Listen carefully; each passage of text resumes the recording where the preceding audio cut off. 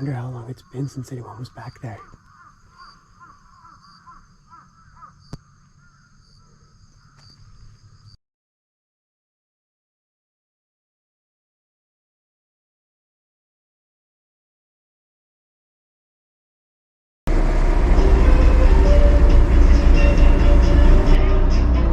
Loving the fairy music.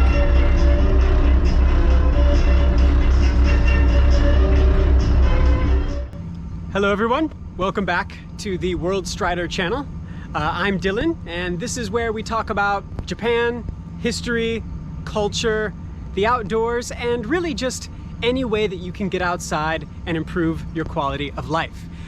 Now, I am currently on the top of a mountain here on the island of Kojima. I recently made a video here as well about kind of the history of the island and some of the more interesting medieval aspects of it. But there's another side to this island that I really wanted to explore and that I think is worth shedding some light on. And that is the issue of depopulation. Before I start, I have to say, please excuse the sweatiness.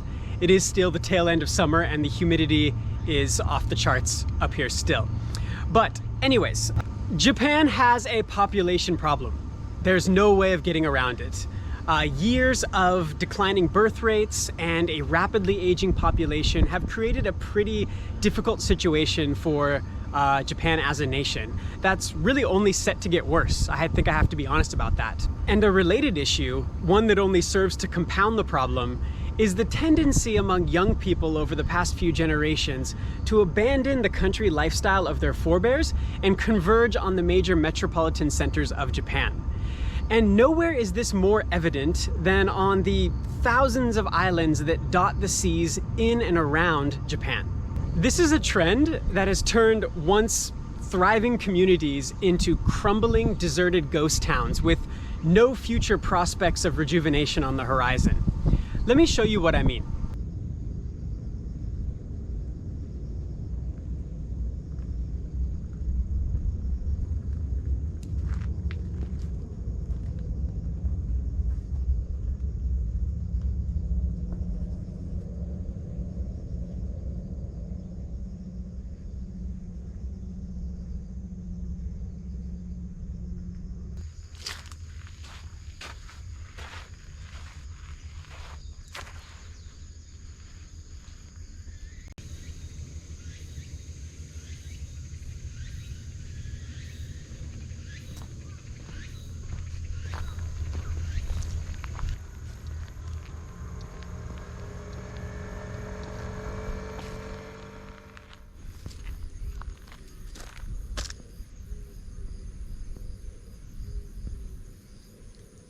Looks like it used to be a pool, like a kiddie pool of some sort.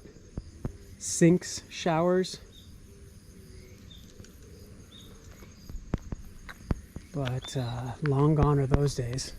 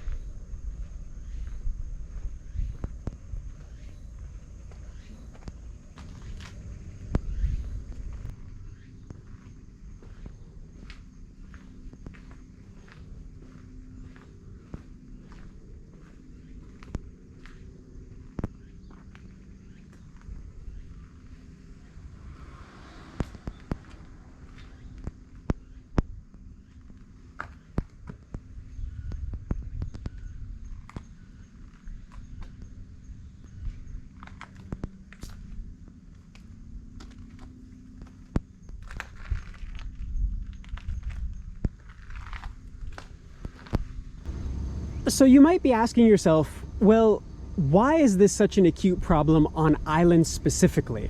And for that, I think we have to consider the geography, particularly of Honjima, the island I'm currently on. Over there on the horizon is the fourth largest island of Japan, Shikoku.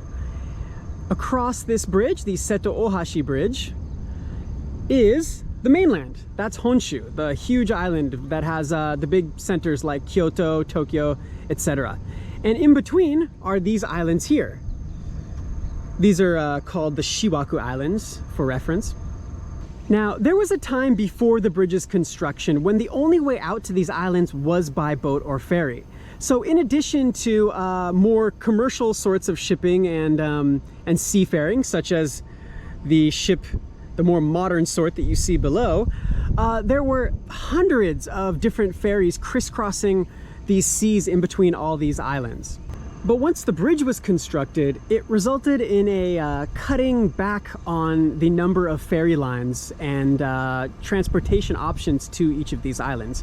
There still are quite a few ferries running each day, but compared to what it once was, it pales in comparison. Also, additionally, another consequence of the construction of the Seto Ohashi Bridge and other forms of transportation is it really opened up a lot of options for more rural, isolated communities such as the ones on these islands to make a living and, you know, try their hand at a more lucrative type of job. So essentially what you're left with nowadays on these islands is a bunch of old people who are still clinging to their old lifestyle. It's all they've known, they're content with it, but their sons and daughters and their sons' sons and daughters are now living in bigger cities, and they probably hardly ever come back and visit these islands. I know a few people who live on a neighboring island to Honjima who live on the island ostensibly, but they also have work and other residences on Shikoku Island because it's just considered, let's say, quaint, to put it generously, but almost, you know, outdated and a little backward to be living on these islands out here. Take Honjima, for example. Let's just look at the numbers. Let's look at the statistics here. So this island in its heyday had around 2,000 people or so, they say. I wasn't able to verify that fully, but those were the stats that I was able to come up with. And this was, you know, during the island's heyday, when it was a major commercial port, when these seas and, you know, trading routes were controlled by the lords of these islands. But nowadays, the entire island has a population of fewer than 300 people. So you can imagine, there were lodgings and houses and things for up to 2,000 people, and now barely 300, around 280 last I checked, currently live here. So there's really no other result or you know, no other outcome than to have just hundreds of houses and infrastructure slowly withering away because it's no longer commercially viable, or there's really no incentive to maintain it.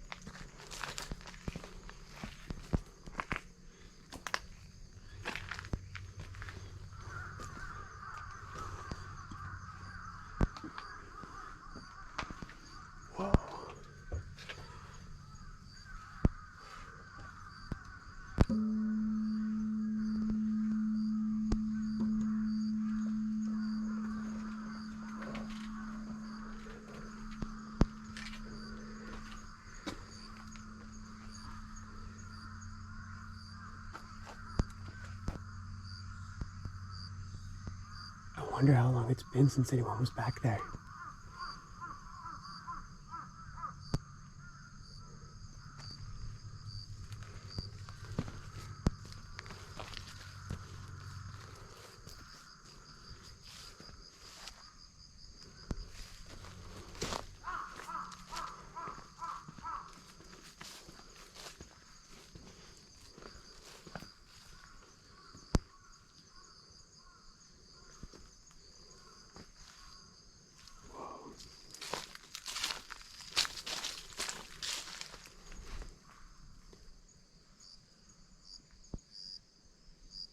Well, that used to be a temple.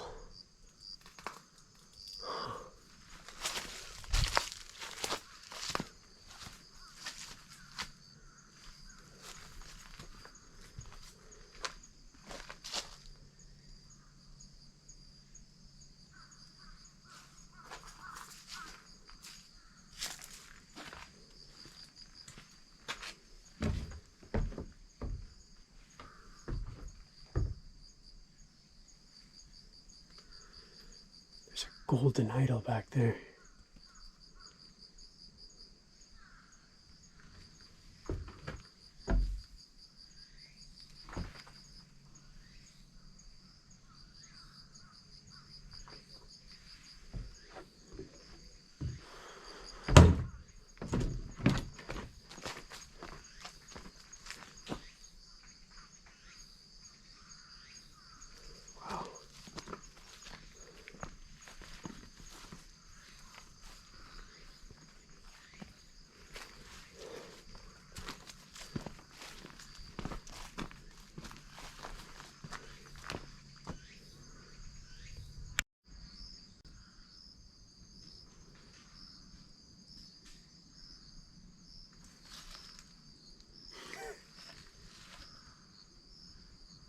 Those kids have got some booties.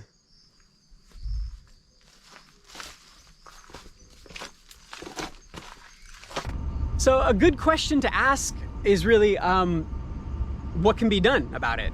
And I don't think in the immediate future there really is much that can or will be done about it.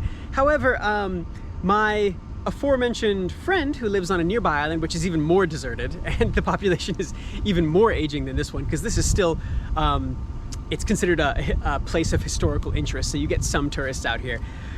He is originally from Tokyo, but his wife has sort of ancestral ties to the island. It's called Hiroshima Island. It's actually the biggest one in the Shiwaku Island chain that I'm currently on. I'm actually gonna make a video about that island at some point in the future. But he got married with his wife, met his wife, and found out that she had a connection to this island. And she had some, you know, some land, some connections there. So he went out and purchased a house and some land. He said he got his entire plot of land, which is pretty sizable, and a nice little house as well, all for around 15,000 US dollars. So you've probably seen, there's been some sensationalized news articles and things over the past few years about how you can just come to Japan and buy up a plot of land for next to nothing. In some cases, it is actually true. Of course, there's taxes involved, there's a lot of maintenance costs involved, and it's probably it's more of an undertaking than a lot of people really realize, but he was able to do it as a Japanese person. So, I mean, I suppose there are some options for, you know, attracting people who are interested in that sort of lifestyle. My friend is kind of a hippie sort. He sort of goes against the grain here in Japan, and he wants to try organic farming there. Actually, no, he calls it natural farming. Sorry, totally different thing. But yeah, for a niche sector of society, there is interest in living on islands like these. I mean, I'll be honest, I'm pretty fascinated by it, although I don't think my wife would go for it. But you know, that's only gonna fix a small part of the problem. It's really set to get a lot worse as the older generations on these islands pass away and die off. It's gonna get to a point where there's really no way to maintain anything. And then what do? Do they just abandon it? I guess that's one option. They could make nature reserves out of it, I suppose. I don't know. I mean, I'm not an expert, but I'm sure there are other ways to get something out of these islands. I mean, I love coming to them. They're a beautiful place to visit. There's wonderful hikes, wildlife. There's this sort of like untouched quality about them now, especially since the populations have kind of fled and forsaken the islands. So I don't know, you know, maybe there's a future in, you know, like hiking, trekking, camping, sort of nature resort types of things out on these islands. Perhaps at some point in the future, they can connect them in a way that makes them appealing again to potential residents. I don't know. Let me know what you think. I think it's a fascinating topic, and it's one that's, you know, although already a huge problem, is going to only continue to get worse in the coming years. So anyways, if you've been out on Japanese islands, if you have experiences with this phenomenon of depopulation, I'd like to hear your input on it. And I intend to do more videos within this series called The Decay in the future, and I'll hit other population centers, possibly more islands, but possibly also places on the main islands of Japan as well. So until next time, take care.